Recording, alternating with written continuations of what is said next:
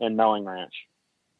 And you can get, both sides of the equation of that. You can head up to Mike's and lights out at 10, unless you're playing cards with the owner. That's a little tidbit of advice. You can stay up a little later and get your cell phone charged and be ready for the next day. Cause once lights are out. Yeah. And by the way, when you say lights out, he turns out the generator. So there's no power. It's not just lights out. There's just no power. Nothing. And be prepared. I always tell people that have never been up to Mike's, I'm like, you need to just have a flashlight in your pocket just because. Yeah, exactly. Because it's dark up in Mexico. You don't have all the street lights and what we're used to in the States. And when it's dark, it's dark. So the stars are your friends, but they're not that bright. Yeah, no, you're right. So we've had a debate on this show as to where the best taco is down there. Do you have a taco stand favorite or something you want to talk about as it relates to food? Oh, that's not a fair question. I know.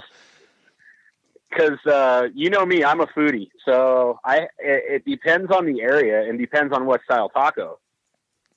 Well, now if it's up, if I'm just doing the 500. Valley of Trinidad queso tacos, with carne asada, gotta go that route. If I'm farther south, I won't even go tacos farther south, but we all know Rick's little hotel there. I'll go for the bacon wrapped hot dogs across the street at the gas station. Yeah, no, those are wonderful, but we're sticking to tacos. We have heard okay. We have heard Val de Trinidad many times by several. And we've had a few favorites on the south tip of Baja. So if that's going to be your final answer, that's okay. I just want you to know that will be your final answer in terms of the taco favorite. Well, no, I got to say the General in San Felipe is really good. And don't just start on the tacos. Order the beans. Some of the best beans I've ever had in Baja are at the General. Okay, the General in San Felipe. See, I haven't heard that one yet.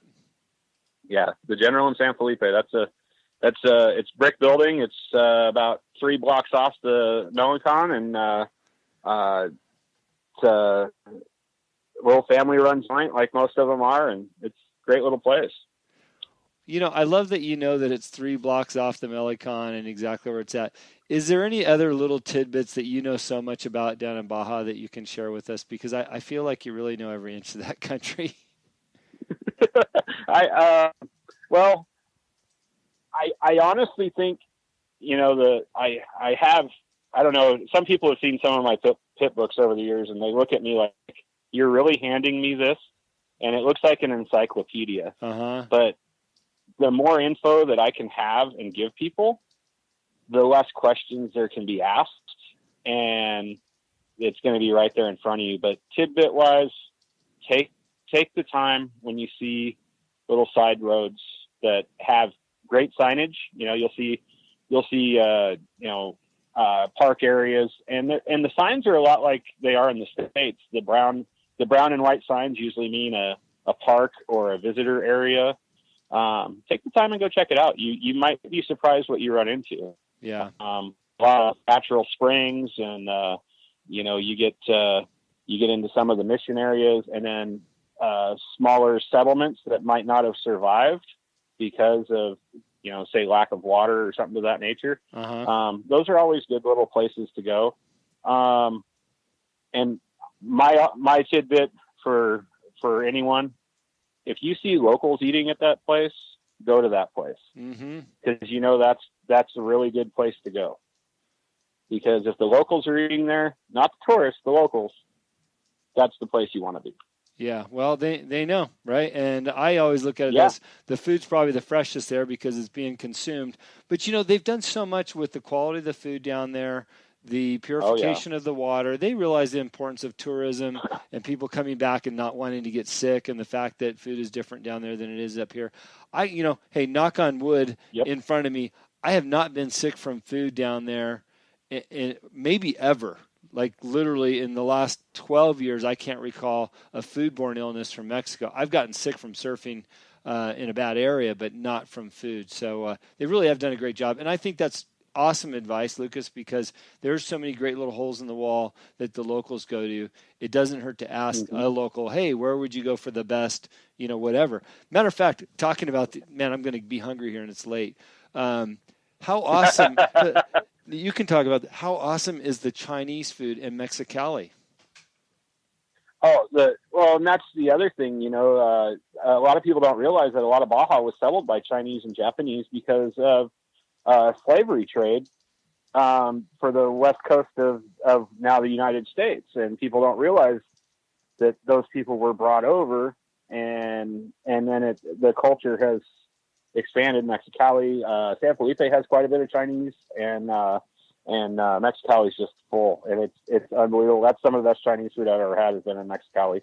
Yeah, I agree. Absolutely. Comida China, right? Yes. That place, I stood in line waiting to get in. Yeah. And everybody's like, why are we going? We're in Mexico. Why are we having Chinese food? Don't worry about it. You'll understand. Yeah. But, in all the years I've been going, I've never been sick from food. Because I was always told, go where the locals go where you know. If a local tells you, hey, try this place out, go for it. But yeah, I've never been sick. Not self-induced, because sometimes the tequila could get in the way. A few good nights, but no, I've never been sick from any of the food. I can honestly say in all the years, the accommodations have gotten better. With the technology and the catching up and making it more comfortable to go enjoy. I remember being younger and our only communication was a two-way radio. Yeah. And nobody knew what was really going on. And you just hope for a glimmer of something over the radio from the weatherman. And now, you can get text, you can talk, you can do satellite uplinks and, track your vehicles and track all your chase guides. And I mean, it's amazing how far it's come, and the country's been growing along with it and being able to see it and the people being so inviting and I get asked all the time, oh, don't you worry about this or don't you worry about that? I've seen it on the news. I said, well, the first problem is you're listening to the news. Because that's not always what the truth is. And research is your friend. And the more you research, the more you're going to be able to enjoy your trips. Yeah, no, you're absolutely right. So, it's funny because you use a lot of race lingo in your discussion about Baja, and I know that that's your life, and some of our listeners might not play along with that. But I think the bottom line is Mexico is equally a special place for you as it is with all of our other guests. Any future plans of heading back down there, or when you coming down next? When can we see you down there, and what are you going to be up to? Well, I'm heading down for the 1,000 for sure. Yep.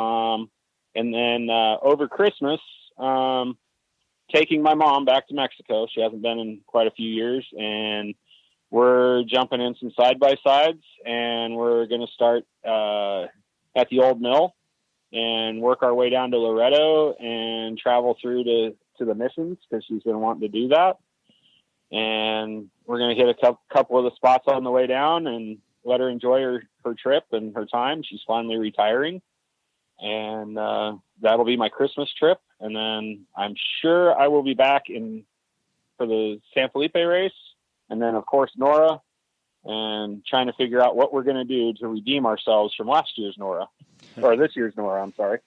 Yeah, and you're referring to the Nora Mexican 1000, which is a vintage car race from Ensenada to Cabo. Probably be a 4-day race, 5-day race next year? 5-day race. Yeah, 5-day race. What I'm hearing.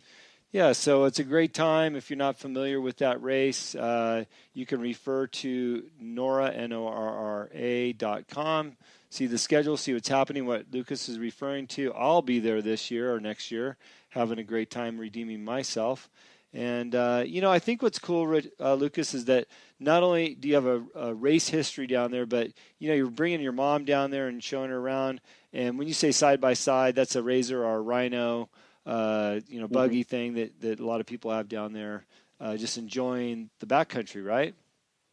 Exactly. And, there's another great thing. There's a lot of companies now that some of them come from the racing background, and now are offering tours down there in side-by-sides. You can rent a side-by-side from them, and you could check out the wineries. You could get out to the Pacific side and get farther down and check out by the old mill and some of the places we've been discussing, and then come back onto the San Felipe side and see the Cortez and do a couple-day tour with these guys. And, there's quite a few reputable companies out there that are doing tours. And, I know, Baja Bound Tours with Tim Morton. I mean, he's probably down there more than Cameron Steele, and that's next to impossible. Yeah. Those people are down there a lot. So, no, that's wonderful. Well, Lucas, I appreciate you sharing some of your Baja experiences with us and spreading the good word about Baja. As you know, we really want to promote the tourism down there. The people are wonderful.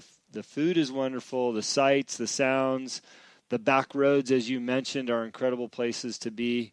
And I'm going to look forward to seeing you down there for a race. And thanks for taking a few minutes to catch up with us on the show.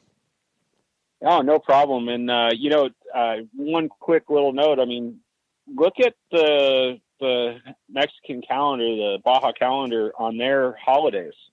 You might be able to catch a parade that you wouldn't see normally in the States with the culture and everything else that they bring, that you might never get to experience in the States. So just, kind of look at their calendar and maybe find some events that you can tie into your trip with that. Yeah, something totally different. That is some great advice, because there is a lot of activities that happen down there that we're not familiar with, and they're all within striking distance. If you're in Southern California, Arizona, even Nevada, it's not real hard to get down into Baja. Half-day trip to the border, and then you can be lost within 2 hours south of there, enjoying yourself and some eclectic, great Mexican food, or those tacos and Valley Tea, or just about anywhere else. So. Yeah, you hit the nail on the head, Lucas. So thanks again, man. It was good catching up with you. You too, Jim, and looking forward to seeing you. And hopefully I'll see you in a few weeks, maybe at the SEMA show or Off-Road Hall of Fame. Yeah, sounds good. All right.